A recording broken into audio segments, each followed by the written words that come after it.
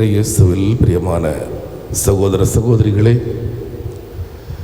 இன்று வாசிக்கப்பட்ட இறை பகுதியில் 2 செய்திகளை ஆண்டவர். ஒன்று, நீங்கள் ஆண்டவருடைய வார்த்தையை சுமந்து செல்லுகின்ற பொழுது போகின்ற வழியில் எதை எடுத்துக்கொண்டு செல்வது, தேவையான பணம், மிதியடி, கைப்பை, அங்கி எதுவும் நீங்கள் எடுத்துக்கொண்டு போக வேண்டாம். ஏனென்றால் நீங்கள் சுமந்து செல்வது ஆண்டவருடைய வார்த்தை. அந்த வார்த்தையை நீங்கள் சுமந்து செல்லுகின்ற பொழுது அந்த வார்த்தைக்குரியவர் உங்களுக்கு பாதுகாப்பையும் பராமரிப்பையும் அளிப்பார். வழி தேவைகளில் என்ன என்பதை அவரே பார்த்து கொள்வார். எனவே அவருக்காக நீங்கள் உழைக்கின்ற பொழுது அந்த உழைப்பிற்கான பலனை பெறக்கூடுவதற்கான தகுதி உங்களுக்கு இருக்கிறது.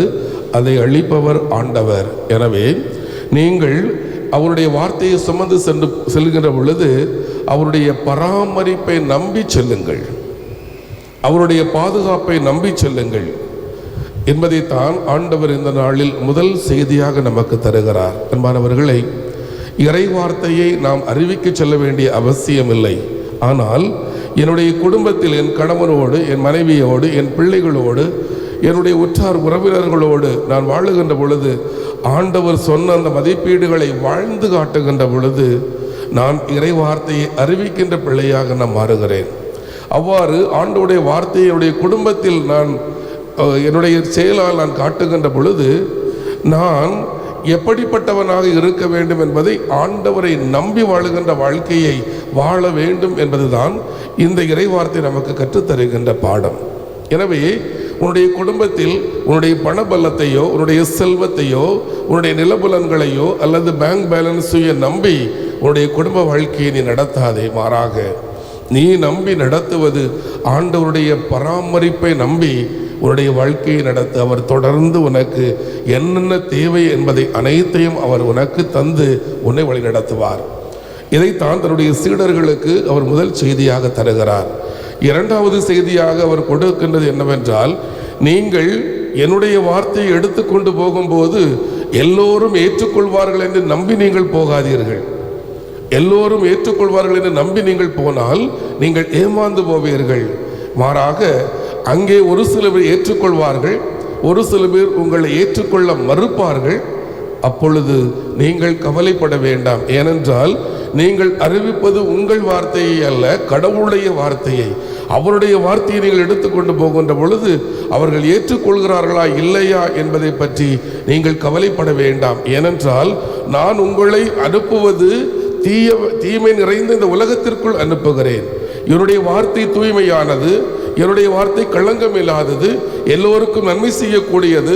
அந்த வார்த்தையை நீ எடுத்துக்கொண்டு தீமை நிறைந்த இந்த உலகத்திற்குள் போகின்ற பொழுது நிச்சயமாக அந்த தீமை உன்னை மடக்கிவிட பார்க்கும், அந்த தீமை உன்னை அடக்கிவிட பார்க்கும், அந்த தீமை ஒருவேளை உன்னை வெற்றி கொள்ள பார்க்கும்.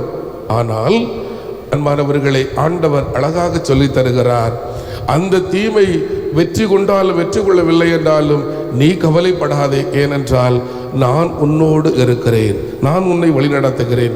இந்த செய்தியை தான் ஆண்டவர் இந்த நாளில் நமக்கு தருகிறார்.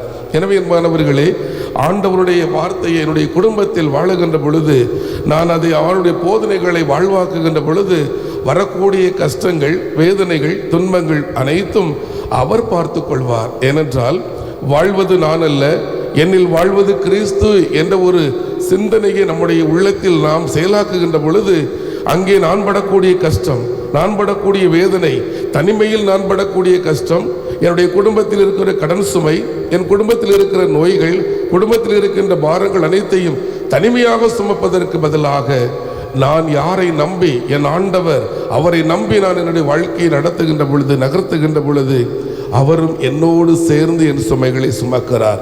என் சுமை இலகுவாகின்றது, எளிதாகுகின்றது. இதைத்தான் ஆண்டவர் இந்த இறை வார்த்தையின் மூலமாக நமக்கு கற்றுத்தருகிறார். எனவே என் மாணவர்களை, சீடர்களுக்கு கற்றுக் கொடுத்த அந்த பாடத்தை ஏற்றுக்கொள்வோம். கடவுளை நம்பி உங்கள் வாழ்க்கையை நடத்துங்கள். உங்களை யாராவது ஏற்றுக்கொள்ளவில்லை என்றாலும் நீங்கள் தொடர்ந்து அந்த வாழ்க்கையை நடத்துங்கள்.